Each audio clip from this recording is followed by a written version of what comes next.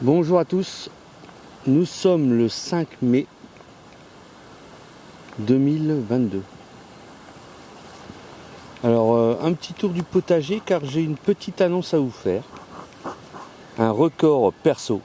Bon, au niveau mondial ça n'a aucune importance, mais j'en suis très fier. Bon, alors on va commencer le petit tour. Là vous avez mes concombres qui enfin démarrent bien. Ça a mis du temps à démarrer, mais ça part. Hein. Là, j'ai mes tomates des Andes, pareil. Elles partent pas mal. Voilà. Ça démarre, les chaleurs sont bien installées. J'ai un sol assez argileux, donc il faut qu'il se réchauffe. Vous remarquerez que je paille que les allées au départ, là. Normalement, ça ne devrait pas être paillé, mais avec la chaleur qu'il fait, on a une sécheresse d'enfer. Mes petites aubergines qui démarrent elles aussi. Hein. Voilà, donc en général je paille les allées parce que comme c'est tassé, ça s'évapore très vite par les allées. Vous voyez que le sol paraît assez sec en surface, mais dedans c'est encore humide. Parce que j'ai tout de suite, on a eu une pluie quand même et j'ai biné juste après la pluie pour éviter l'évaporation. Ça c'est de la tomate olivette type industriel à plat, c'est-à-dire on la tuteur pas, on récolte, je vous montrerai à la récolte, ça c'est impressionnant. C'est pour la conserve, hein. Elles sont un peu sèches pour manger en crudité, c'est pas terrible. Et on va arriver à mon record. D'habitude, je mange ma tomate mûre plein champ. Mon record, c'était le 17 juin. Et là, cette année, je vais péter le record et je vais vous montrer. Le 20 mai, regardez déjà, les tomates, elles mûrissent, elles rougissent. Hop, ici, vous voyez, ça rougit, ça rougit, ça rougit. Ça change de couleur un peu partout, vous voyez. Alors ça, c'est de la Bloody Butcher. C'est une variété très précoce. Une variété qui est classée 60 jours. J'ai changé ma méthode de conduire pour conduire les plants. Parce que tout ce que j'achète pratiquement aucun plant. Je fais tous mes plants moi-même, hein, de la tomate, salade, chou, tout. Et là, j'ai décidé de faire quelques plants d'une autre façon pour avoir de la tomate très très précoce. Et bien ça a l'air de vouloir marcher. Parce que vous voyez, même le deuxième bouquet, vous avez ici le deuxième bouquet, et la tomate est déjà en formation. Et pour vous dire que, écoutez, voilà, le deuxième bouquet ici, premier bouquet en bas. Ça, c'est une tomate qui va se développer très très vite, c'est exponentiel. Je vous montrerai dans quelques temps. Je pense qu'autour du 15 juin, 17 juin, même par rapport aux autres années, je serai en pleine production au lieu d'être en début de production. Là, ça va aller très très vite. Et je suis très très content de ça. Et très fier en même temps. Voilà. Donc, vous voyez, il n'y a jamais eu de tunnel là-dessus.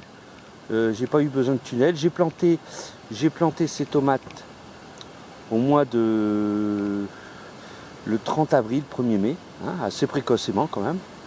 Par contre, la conduite des plants, quand j'ai planté les plants, ils étaient dans des containers d'1 litre. J'ai fait ça, ils ont terminé dans des containers d'1 litre. Et j'ai une blessure là, il y a quelque chose qui est venu, je sais pas bien grave. Et où j'en étais, oui, une fois, quand je les ai plantés, il y avait déjà tous les fruits formés dessus. Donc ça évite d'avoir une serre, parce que j'ai eu une serre dans le passé. Et quand j'ai comparé le goût des légumes entre les légumes plein champ et la serre, il n'y avait pas photo. Bon, là c'est de la fève qu'on récolte, ça va être la fin bientôt, mais il y a encore à récolter. Je récolte au fur et à mesure, on se fait des petits plats. Là il y a de la betterave, pas mal, avec quelques oignons, quelques carottes ratées, mais ça me fera de la place pour piquer de la salade. Ça c'est un ail, regardez, vous voyez, l'ail portugais. Oh là là, au milieu d'herbe. Mais vous allez voir, il va y avoir de la tête. Les pieds sont assez jolis. Voilà. Ici, on a de la tomate ananas, qui est pas mal du tout. Alors je vais essayer de les conduire en buisson, celle-là, parce que je les trouve un peu trop grosses. En en les conduisant en buisson, peut-être les fruits seront un peu plus petits. Et je suis pas pressé puisque je vais avoir de la tomate très précoce, hein, je suis pas pressé sur la précocité. Ici j'ai une repousse de potimarron, mais ça va être fusillé, hein, ça j'en veux pas. Ma pomme de terre, alors voilà, ça c'est ma pomme de terre sur foin, quoi, sur mauvaise herbe. Sur foin, parce que quand je taille, vous voyez, c'est un peu jaune parce que je laisse pousser l'herbe et je taille à ras. Vous voyez, par rapport au voisin qui a un beau gazon. Moi c'est tout jaune parce que j'ai taillé il y a un peu plus d'une semaine, donc ça a tout jauni. Ça commence à reverdir, mais l'herbe a plus de mal à repartir. Voilà. Ici, du fenouil avec plein de carottes avec des oignons. Vous pouvez voir, carottes, oignons. Ici, les potimarrons, je vais garder. Ceux-là, je vais garder. J'ai 5 plants de potimarrons, ça me suffit. Je vais récolter une vingtaine de gros potimarrons. J'en ai assez. On n'est que deux. Hein. Là, j'ai la courgette. La courgette, j'ai vu que déjà les fruits se formaient. Vous voyez, il y a les fruits ici. Bon, les premiers vont avorter sûrement, hein, mais les prochains, là, regardez là. Hop. Il y a du pâtisson aussi, mais comme j'ai mélangé un peu mes plants, ça c'est de la courgette, c'est sûr. Et après, il y aura pâtisson et courgette ancienne. Et là, j'ai mon melon. Le melon pas mal. J'ai commencé à les tailler. J'espère que ça fera pas comme l'an prochain. L'année dernière, pas comme l'an dernier. L'an dernier, j'avais des melons superbes. Mais avec le mildiou, j'avais des melons déjà tout formés et tout affanés d'un coup. J'ai eu un peu les goûts. Bon, on continue un peu la visite. On va aller voir l'autre potager vite fait. L'autre potager, c'est du n'importe quoi. Je fais de la place et je plante quelques bricoles. Capucine, tout ça. Alors ça, c'est une nouvelle variété digitale. Bon, elle est un peu fadée, mais ça donne une fleur en hauteur, une grosse fleur en bout de tige. Par rapport aux autres digitales qui ne donnent pas de fleurs en bout de tige. Et voilà, des plants de salade, la reine de mai, hein, classique, pop pop. Et là on rentre dans l'univers de n'importe quoi. Des fraisiers, la poule de poire. Je sais pas si on voit, il y a du plant de poireaux ici qui commence à germer un peu partout. Et ici, du plant de poireaux. Voilà. Les artichauts, on en a mangé déjà. On va continuer. Ils sont pas gros mais ils sont bien. Ils sont à l'abri là, à l'ombre des cerisiers. Ouais.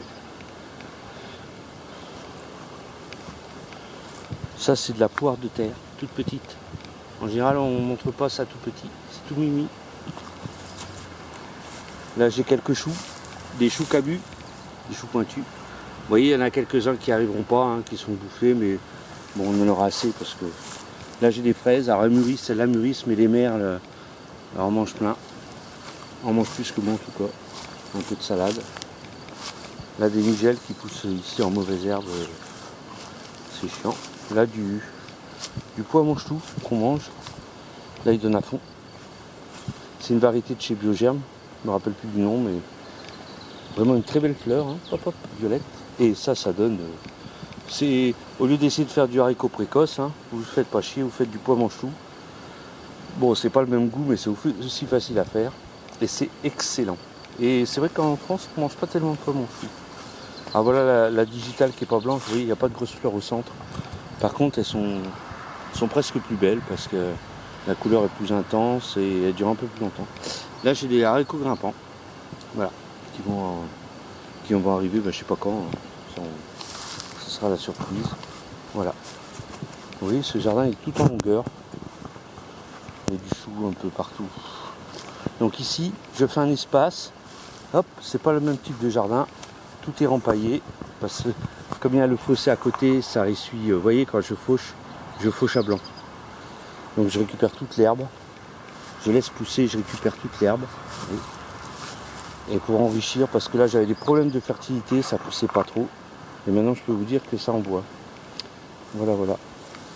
Bon ben, je vous dis à bientôt. Et si vous voulez de la tomate aussitôt qu'en serre, c'est possible. Hein. Et sans se faire chier avec des serres. Voilà. Ah, là j'ai même mes asperges, regardez. Et j'en ai mangé quelques-unes, asperges violettes. Alors ça, j'en sème tous les ans. Semis, hein. Donc c'est vrai que c'est long, il faut 2 ans avant de les planter. Mais comme j'en fais tous les ans, je plante des asperges un peu partout. Parce que au fond, je vous ai pas montré, j'ai une petite forêt comestible où j'ai plein de trucs dedans aussi. Allez, bye bye ce coup-ci.